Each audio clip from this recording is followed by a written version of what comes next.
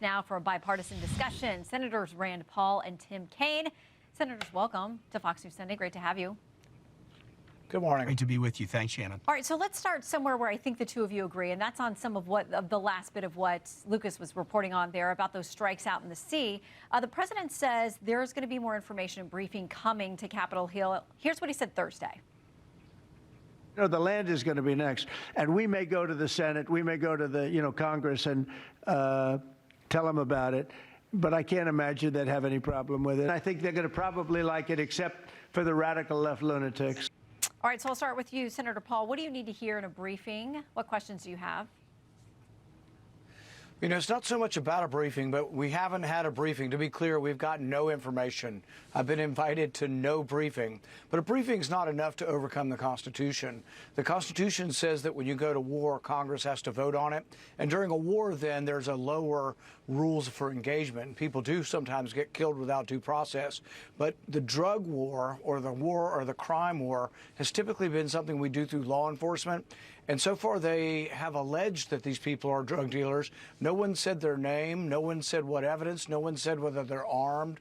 And we've had no evidence presented. So at this point, I would call them extrajudicial killings.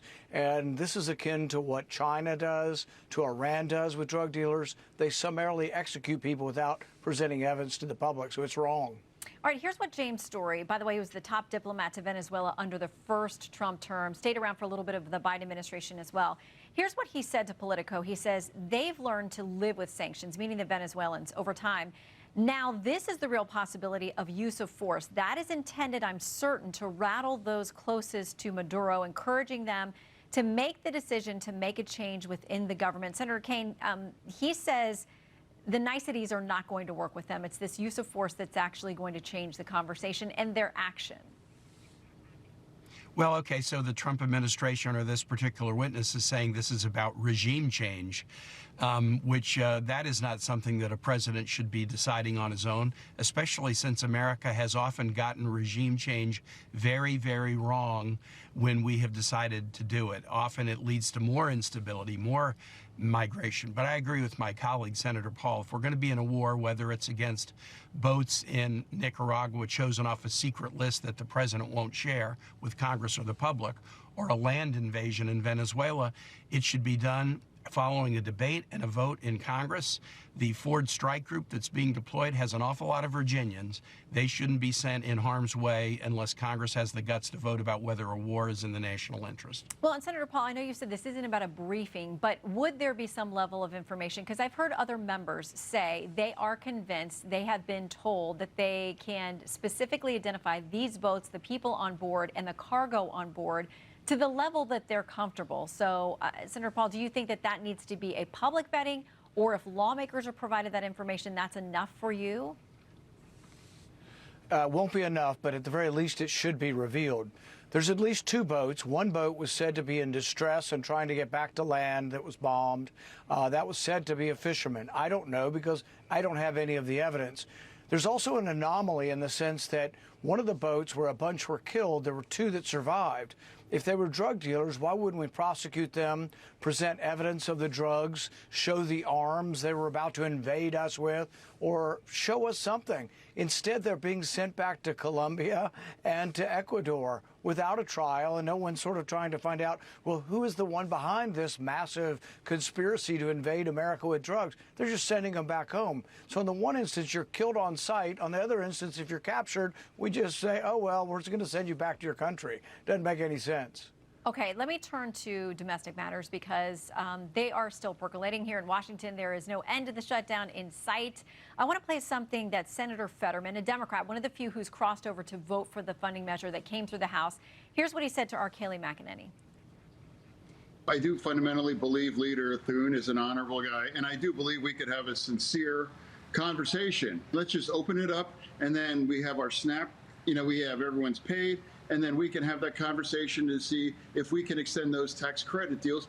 All right, so Senator Kaine, a couple of things. Do you believe that Leader Thune is an honorable, quote, reasonable guy? And why not vote to reopen and then begin conversations, debates, negotiations? Shannon, there's two issues that really are driving us. One is the fact that folks' health care premiums are spiking. largely because of the reconciliation bill that the Republicans passed in the summer. For example, in Virginia, if you are at 100% of poverty or below, you just got a notice this week that your health care premium is going up by 2,000%. If you're between 100% and 130%, slightly above the poverty level, your premium is going to go up by 95%.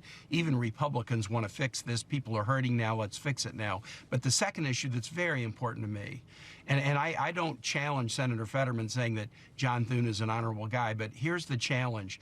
We can't do a deal with President Trump and then have him tear it up tomorrow and start mass firings or canceling programs that he doesn't like or canceling programs that help blue states. We have to be sure that a deal is a deal. If we shake hands over a deal, Congress will follow it. Will the president follow it?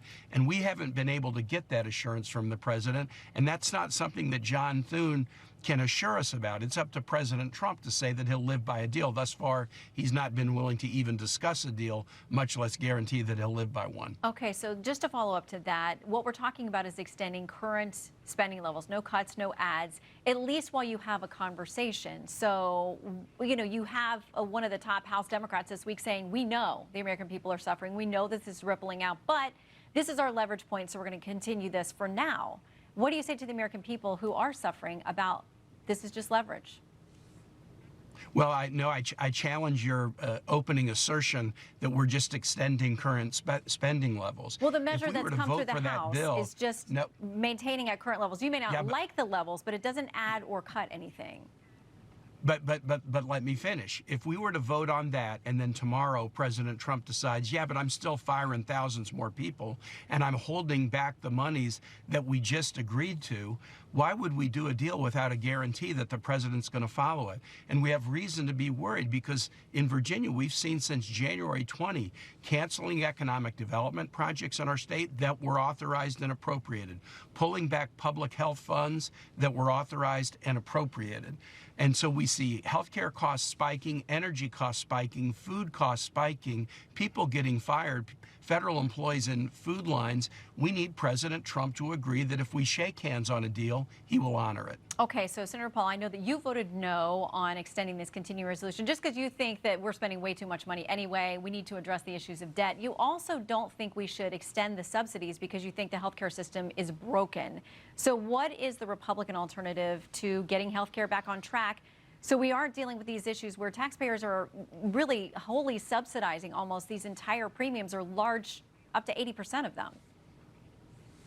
So as we've expanded Obamacare subsidies, what's happened is premiums have continued to rise and big insurance has gotten richer and richer and richer. Everybody agrees there's a problem. I agree with Senator Kaine. There's a problem in health insurance, particularly in the individual market, the small businesses. But one thing we could do is legalize collective bargaining for the consumer. And what I mean by that is right now it's illegal to go to Costco or Sam's Club and buy your insurance. You have to be in the same trade or carpenters or cattlemen or whatever. We should let anybody. Costco has 44 million members. If someone could negotiate for 44 million members of Costco, it would drive prices down. But the current Democrat subsidies give a person who makes $225,000 $1,200 a year. If you make $225,000 a year, you don't need the government subsidizing your insurance. So I don't think the subsidies are working. I'm open to discussing it. I think if you put Senator Kaine and I in a room, I think we could figure something out. And that's part of the solution. I suggest that President Trump come forward and name 3 Republicans and 3 Democrats in the Senate to an official commission to figure this out over a 1-month period and come back with a solution. But in exchange for that, I think the Democrats need to open the government for a month, and then we need to pay the workers, pay our soldiers, and then I think we could come to a solution. But there has to be something different. It can't be the same old, because just subsidizing insurance raises the cost of insurance, enriches the insurance company, and we're still, behind the 8 ball as far as insurance cost. We'll see if the president takes your advice. I know that you've had some differences, but you have said you think he's one of the best, if not the best, presidents in your lifetime, and you're willing to work for him. I still say that. We'll see if he likes your idea. I want to quickly get a comment from you guys about this situation situation in Nigeria, because we continue to track this. It's flying under the radar, but this prosecution of Christians and other religious minorities. The Hudson Institute says this: the Nigerian civic group Inter-Society on Civil Rights and Rule of Law finds 52,000 Christians have been killed. Over 20,000 churches have been attacked and destroyed since 2009. Thousands of Christians have been murdered and raped just this year so far. You both sponsored measures aimed at cracking down on religious persecution in foreign countries, especially ones that get a lot of U.S. aid. Senator Kaine, I'll ask you to address that. What should the U.S. be doing? Shannon, this is a really important question. Tomorrow is International Religious Freedom Day, which is an important thing that we do around the world to uphold the notion that you should be able to worship or not as you please without being preferred or punished as a result. And in Nigeria, yes, Christians have been subject to significant violence over the last decade or so, but so have non-Christians. And some Christians who have been targeted because of their faith.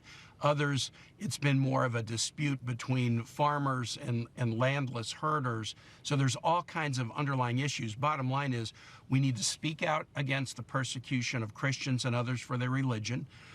I believe the U.S. has a role to play in Nigeria. We dramatically cut USAID funding to Nigeria at the beginning of this year when Donald Trump assumed office. He has restored some of the funding in September. That's a positive step.